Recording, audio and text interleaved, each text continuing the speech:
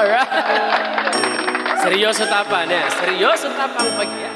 Ang 90s kids versus millennials. Alright. Panapanawon ning pagkakataon, abalik ka pa kaya ing napon. Argo. Ay pagkukumiyak. At tandanan ko pa niyang iking anak alang problema.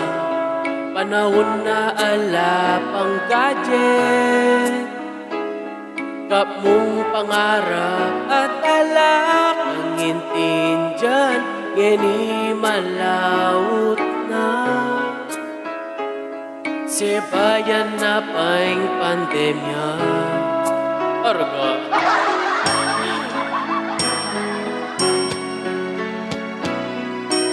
At handanan ko pa,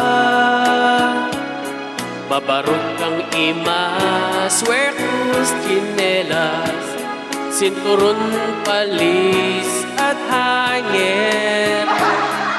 Makandot ka pa, rugo, tagiliran, sigok-sigok ang kikya, tsaka nakapilitan mga ning makanta, pagkus meging aral ka punita,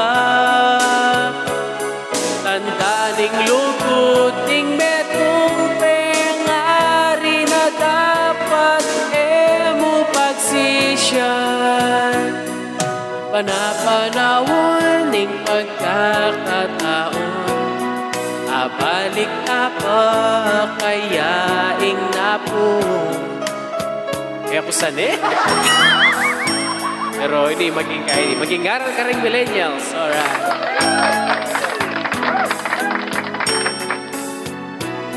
Ngeni rin namang millennials, mapilan karela digdepaing sesematwa, masarmon lang pagyami mimwala, magtabugla pa akwada pang lalaban, alanong mo duman keka. Besabila pang megaran, argo lalagang manyaman labi, pati nga pong cellphone lamu, potang tiktola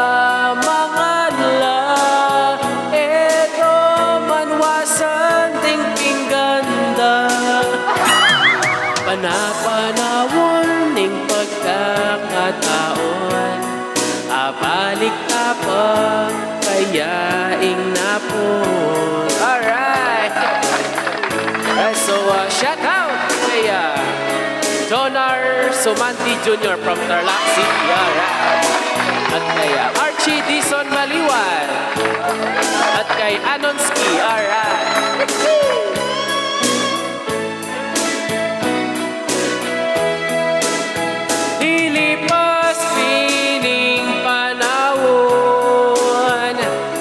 Kabayan lang husto di nga na, lalo naging social media, para last and manyalikot laro.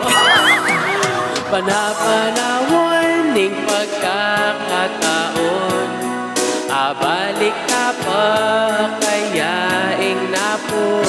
Alright. Makapanibayon yung sanaya lang pamaramdaman.